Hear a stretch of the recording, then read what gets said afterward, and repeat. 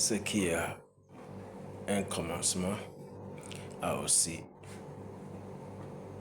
une fin. C'est là les commencements. Il doit aussi avoir la fin.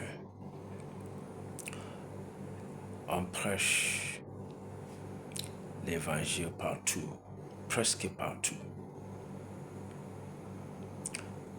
Les apôtres ont commencé à prêcher la bonne nouvelle et ça a subsisté jusqu'à ce moment.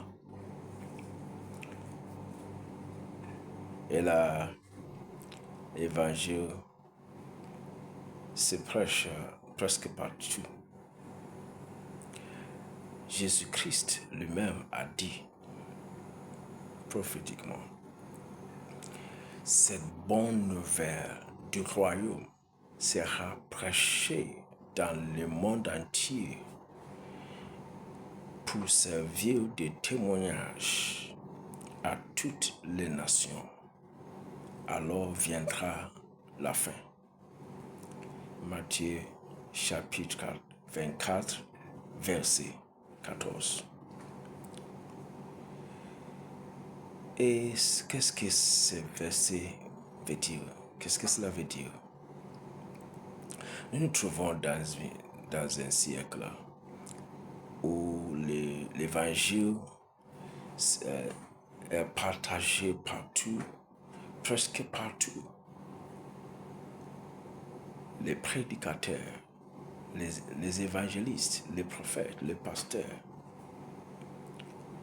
les ouvriers de l'Éternel ont prêché et ils continuent à prêcher l'évangile jusqu'à ce que le Seigneur revienne.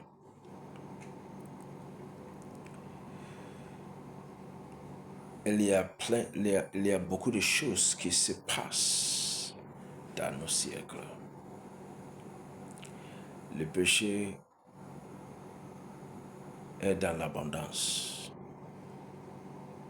Et aussi, l'évangile est dans l'abondance, par la grâce de Dieu.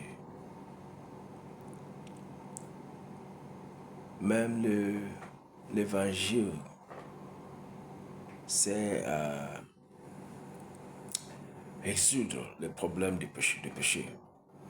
C'est pourquoi l'apôtre Paul a dit, je n'ai pas honte de l'évangile, car c'est la puissance de Dieu pour le salut. On parvient au salut par les moyens de l'évangile. Et comme je te le disais, l'évangile est prêché presque partout du monde. Encore,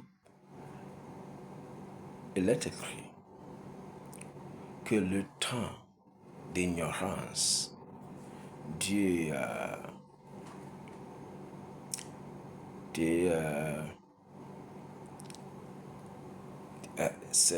se fait aveugle sur le temps d'ignorance. Mais aujourd'hui, il commande tout le monde, partout, à se repentir. Il a fermé les yeux sur le temps d'ignorance, mais maintenant, il annonce à tous les hommes, à tout lieu, qu'ils aient se repentir. Nous devons nous repentir parce que le Fils de Dieu qui a été immolé pour nous tous, pour nous racheter pour Dieu, et il revient. Jésus-Christ revient.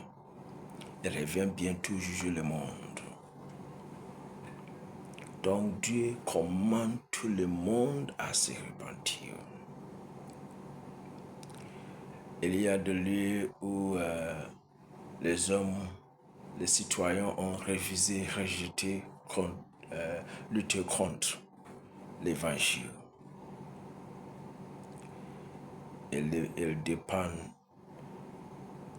d'eux pour trouver un moyen pour accéder à l'évangile par le cœur. Par le cœur, il doit être sauvé.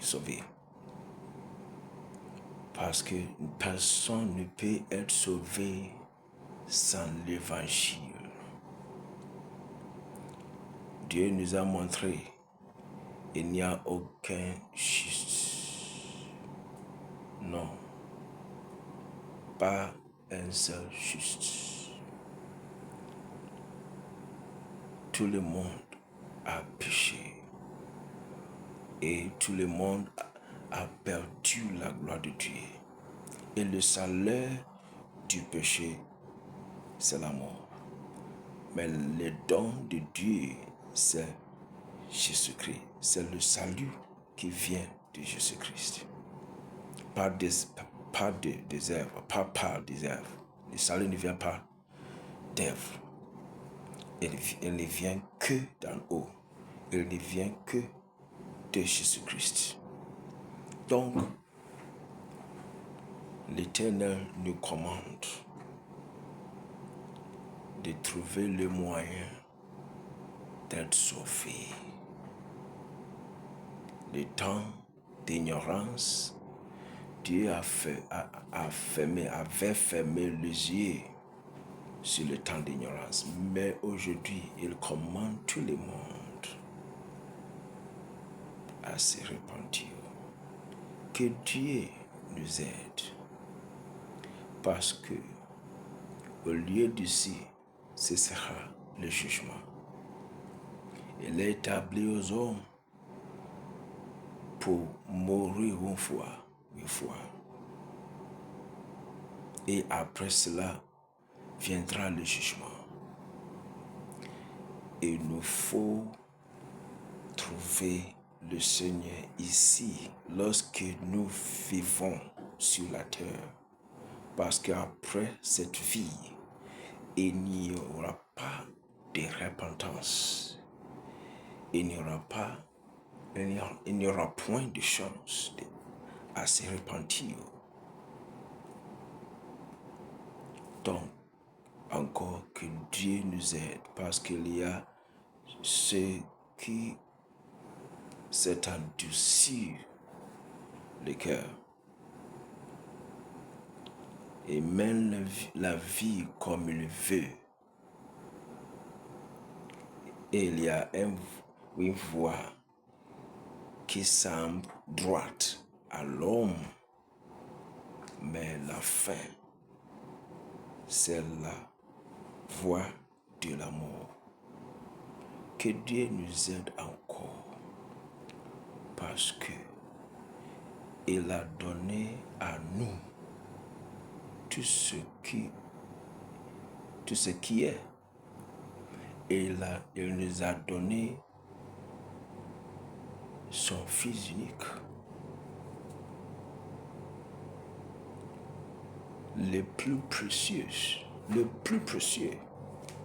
Il nous a donné son Fils unique. Qui est-ce alors, non? Il n'y en a aucun autre. Car les apôtres nous ont dit, ils nous ont dit dans l'Écriture, selon les actes des apôtres, que il n'y a aucun autre nom sous le ciel par lequel nous devons être sauvés, sauf le nom Jésus-Christ. Donc, prenons la décision la plus importante. Parce que, comme je te le disais, le temps d'ignorance, Dieu a fermé les yeux sur ce temps-là. Mais ici, maintenant, il commande tout le monde à se repentir. Il n'y a aucune excuse. Que Dieu nous aide encore. Repentons-nous donc. Êtes-vous prêts à prendre la décision la plus importante de vie? La décision par laquelle on va traverser de la mort et parvenir à la vie. La décision qui transporte quelqu'un de la mort à la vie. Recevoir Jésus-Christ comme Seigneur et Maître maintenant. Êtes-vous prêts? Prions alors. Dites après moi, Seigneur Jésus, je viens à toi comme je suis. J'admets que je suis pécheur et je ne peux pas me sauver. Et personne ne peut pas me sauver, sauf toi. Je crois que tu as été mort pour moi et que Dieu t'a ressuscité pour moi. Donc je te reçois maintenant comme Seigneur et Maître. Désormais, je marcherai avec toi. Merci de mon salut. Amen. Félicitations. Que Dieu vous bénisse. Priez toujours, chaque jour, au Père, par Jésus-Christ qui vient de te sauver. Et lisez, étudiez l'Écriture. Vous pouvez commencer à l'Évangile selon Jean et continuer ailleurs, peut-être Genèse et les autres Écritures. Chaque jour, peu des versets de la Bible ou peut-être un chapitre par jour, quel que ce soit. Et encore, allez à l'église. Allez à l'église. Trouvez les hommes, les gens qui ont des pensées du royaume, ceux qui mènent la vie qui montre que ils attendent l'avènement du Christ. Et aussi, dites à quelqu'un que Dieu nous aime. Dieu aime l'homme. Dieu aime tout le monde tellement. Mais il a le péché. Et il a la puissance de sauver tout le monde. Mais il dépend de notre volonté. Que Dieu vous aide. Que Dieu m'aide. Que Dieu nous aide. Que Dieu vous bénisse.